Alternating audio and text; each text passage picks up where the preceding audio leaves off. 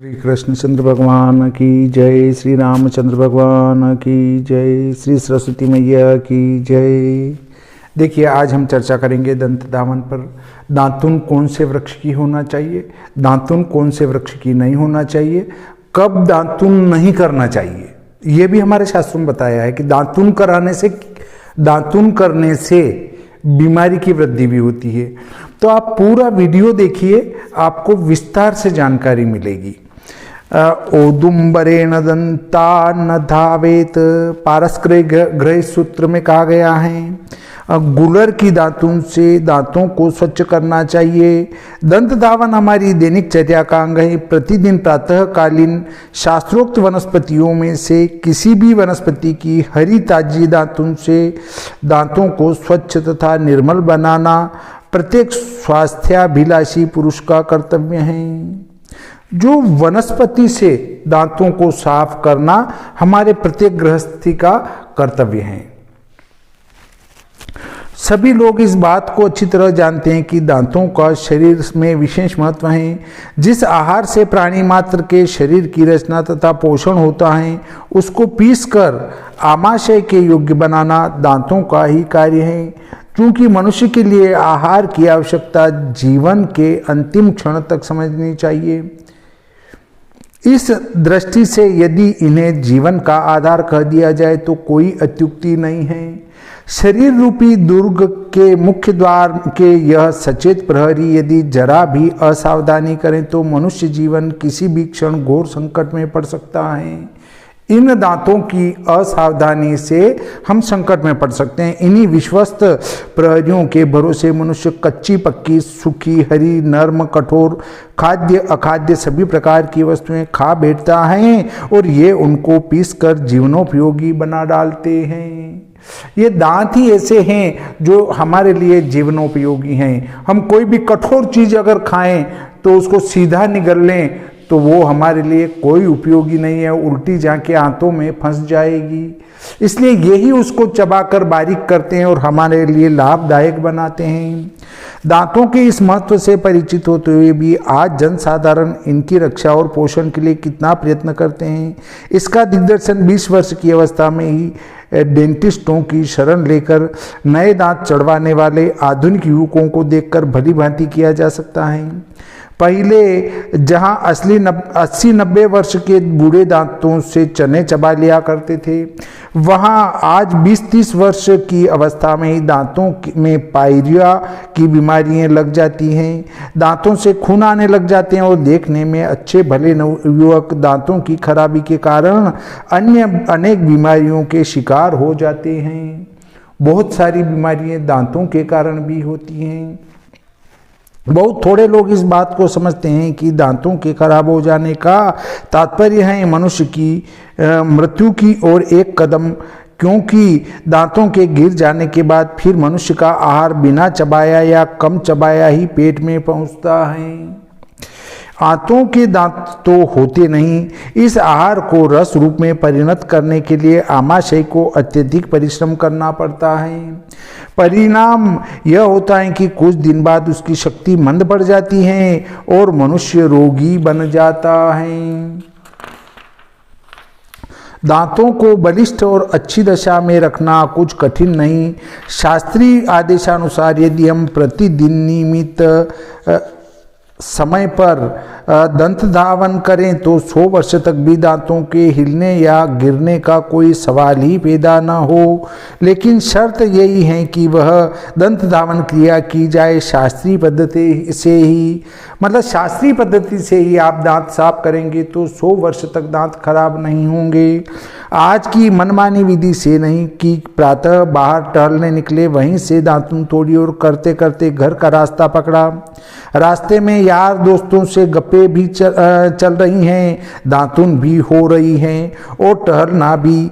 एक पंथ तीन काज के बजाय यहाँ 4 काज कह दें तो ज़्यादा अच्छा रहे, क्योंकि दातुन करते समय दांतों से उतरने वाला मल पानी के कुल्ले के अभाव में बातों के स्वाद के साथ धीरे धीरे पेट में भी उतरता जाता है।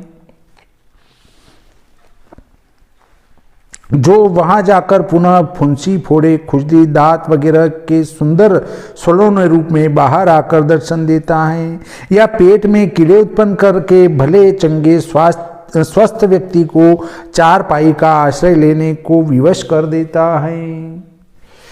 दुर्भाग्य से हमारे देश में एक दल और हैं जो दांतों की सफाई का महत्व तो खूब समझता है, किंतु उसके मत से इस कार्य के लिए उपयुक्त समय प्रातः काल नहीं किंतु भोजनानंतर मध्याह्न काल है। भोजनोपरांत दातुन करना शायद इस दृष्टि से महत्वपूर्ण है कि उस समय जीभ की सफाई, हल कोवा आदि करने से सब खाया पिया वमन होकर दांतों के साथ साथ पेट की भी सफाई हो जाती है, या बार बार थूकने से अग्नि मांद्य होकर इस असार संसार से जल्दी ही विदा हो जाने में सहायता मिलती है। देखिए, भोजन करने के बाद दांत साफ नहीं करना चाहिए। दांत साफ करना है प्रातः उठकर ही करें। बहुत सारे भोजन के बाद शाम को दांत साफ करके सोते हैं, ये वगैरह सारी विधियां गलत हैं। इस प्रकार की सभी चेष्टाएं लाभकारक तो कदापि सिद्ध नहीं होती, यह निर्विवाद हैं। इसलिए ऊपर कहा गया है कि दंत धावन क्रिया तभी वास्तविक लाभकारी हो सकती हैं जब इसका आचरण शास्त्रीय विधि से हो। वह कब की जाए, कब नहीं की जाए, कैसे की जाए, दातुन किस वृक्ष की हो, इत्यादि बातों को जाने बिना हम यदि उसका प्रयोग भी करते हैं तो उससे लाभ होने के स्थान पर हानि की अधिक संभावना रहती है।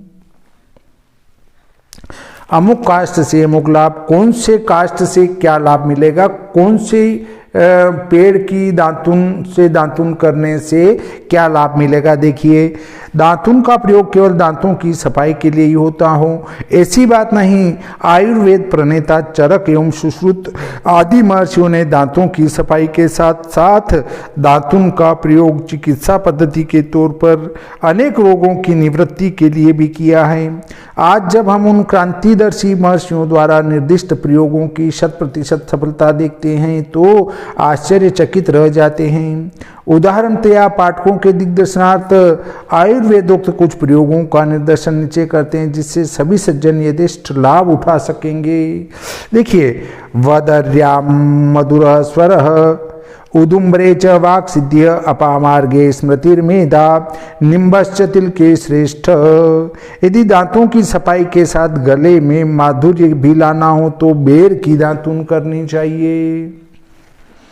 यदि जीभ लड़खड़ाती हो, हकलापन हो तो नियम पूर्वक गुलर की दातुन करने से वह रोग दूर होकर वाणी सिद्ध ठीक हो सकती है। स्मरण शक्ति की निर्बलता या बुद्धिमांद्य के लिए अपामार्ग की दातुन का प्रयोग बहुत लाभदायक है। मुख की दुर्गंध दूर करने के लिए पायुरिया जैसे रोगों में नींब की दातुन श्रेष्ठ है। दातुन कौन से वृक्ष की करें और इस पर चर्चा करेंगे हम।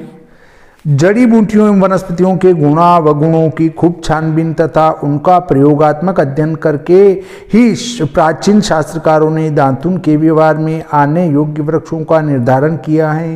निम्नलिखित वनस्पतियां इसके लिए प्रशस्त समझी जाती हैं।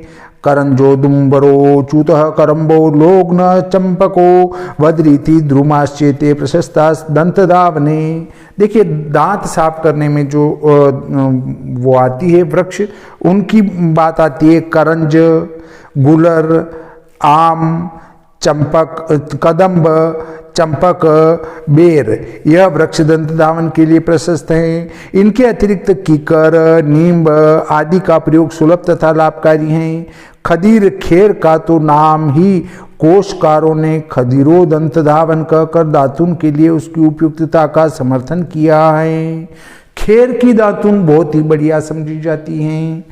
इनमें से किसी भी वृक्ष की दातुन प्रतिदिन नियम पूर्वक प्रातःकाल अवश्य करनी चाहिए। दंत धावन के समय जल का पात्र समीप में होना चाहिए। यदि किसी नदी या तालाब का किनारा हो तो सबसे अच्छा, किंतु जल स्वच्छ तथा निर्मल हो। बीच बीच में कुल्ला अवश्य करते रहना चाहिए जिससे दांतों से उतरने वाला मेल साफ होता रहे। और अंत में ठंडे जल से मुख तथा नेत्रों को खूब धोना चाहिए। ऐसा करने से आंखों की गर्मी शांत हो जाती है, दृष्टि मांद्य नहीं होती और न कोई नेत्र रोगी होता है। यदि साधारण जल की अपेक्षा आंवले या भिल्ल से मिश्रित कषाय जल का उपयोग किया जाए तो वह और भी लाभकारी हो सकता है। जैसा कि चर्या मंजरी में बताया गया है। चर्या मंजरी में क्या बताया, देखिए, बिल्लोदक कषायेन तथैवा मलकस्य वा प्रक्षालयेन्मुखं नेत्रे स्वस्थं शीतोदकेन वा। बिल्लोदक कषायेन तथैवा मलकस्य वा प्रक्षालयेन्मुखं नेत्रे स्वस्थं शीतोदकेन वा। अब देखिए दातुन बनाम टूथपेस्ट पर चर्चा करते हैं। टूथपेस्ट क्या है? विदेशी लोगों की देखा देखी आज भारत में भी टूथपेस्ट का अधिकाधिक प्रचार हो रहा है। ऐसा ज्ञात होता है मानो विदेशी प्रभु अन्य वपोतियों के साथ साथ यह घृणित वस्तु भी काले साहबों को उत्तराधिकार में सौंप गए हैं और इसकी रक्षा तथा प्रचार उनका परम कर्तव्य है। विशुद्ध हरी ताजी वनस्पति को छोड़कर एक ऐसी वस्तु को जिनके विषय में हम कुछ भी नहीं जानते कि उनका निर्माण किन किन वस्तुओं से और कब हुआ है, बिना सोचे समझे मुंह में डाल लेना कहाँ की बुद्धिमत्ता है। फिर वह बुरुश जिससे रोज दांत साफ किए जाते हैं मेल को अपने अंदर जज्ब करके इतना दूषित हो जाता है कि वह दांतों को ऊपर से साफ करता हुआ भी उनके अंदर पायरिया के जर्म छोड़ देता है और थोड़े ही समय में दांतों की जड़ से सफाई हो जाती है। जहां परिवार के सभी व्यक्ति उस बुरुश से ही दांतों की सफाई करते हों, वहां तो समझिए उन लोगों के विनाश में अधिक समय नहीं। भिन्न भिन्न प्रकृति के 5 व्यक्ति जिनमें कई शारीरिक व्याधिग्रस्त भी हो सकते हैं, एक ही चीज को बारी बारी से मुंह में डालने के बाद स्वास्थ्य की कामना करे तो इससे अधिक आश्चर्य की बात क्या हो सकती है। टूथपेस्ट जैसे अपवित्र और महंगी वस्तु का प्रयोग यूरोप अमेरिका जैसे धनी देशों में ही शोभा दे सकता है और उन्हीं व्यक्तियों के लिए लाभप्रद हो सकता है जो हर सप्ताह के बाद बुरुश को बदल डाले। हमारे इस गरीब देश में ऐसी प्रथा का पनपना देश का दुर्भाग्य ही कहा जा सकता है, जहां 75% जनता दोनों जून पर भरपेट भोजन भी न प्राप्त कर सकती हो, वहाँ बिना मूल्य प्राप्त होने वाली वस्तु के स्थान में एक ऐसी वस्तु के प्रचलन का प्रचार करना जिसके लिए की कीमत चुकानी पड़े, कहाँ तक न्याय हो सकता है। देखिए, पेड़ की टहनी तोड़ने में कोई खर्चा नहीं लग रहा, तोड़ा, टूथपेस्ट किया और उस टहनी को फेंक दो। ये बिना खर्च वाला दांत साफ करने का विधान है, तो ये ज़्यादा उपयुक्त कहा जा सकता है। यह कहा जा सकता है कि आज के संकुल देश का काल में दातुन सब समय में सुलभ नहीं है और विशेषकर शहरों में रहने वाली जनता जो कि करोड़ों की संख्या में है, यदि टूथपेस्ट या पाउडर का प्रयोग न करें तो काम नहीं चल सकता। परंतु हमें यह भली भांति समझ लेना चाहिए कि ऐसी दशा में हमारे सामने 2 ही मार्ग हैं, या तो हम स्वयं अपने हाथों से तैयार किए हुए मंजन पाउडर वगैरह का प्रयोग करें या फिर नमक और तेल का प्रयोग किया जाए। चुटकी भर नमक में 2 बूंद सरसों का तेल डालकर उससे दांतों को साफ करना 100 टूथपेस्ट या पाउडरों के मुकाबले में अधिक लाभप्रद सिद्ध हो सकता है। देखिए, ये मंजन पाउडर वगैरह का प्रयोग करें या फिर नमक और तेल का प्रयोग किया जा सकता है। चुटकी भर नमक और सरसों का तेल मिलाकर भी पेस्ट कर सकते हैं, या जो मंजन और पाउडर है वो अपने हाथ का बना हुआ हो। यह योग दांतों की सभी खराबियों के लिए अनुभूत चिकित्सा के तौर पर संपूर्ण देश में प्रयोग किया जा रहा है।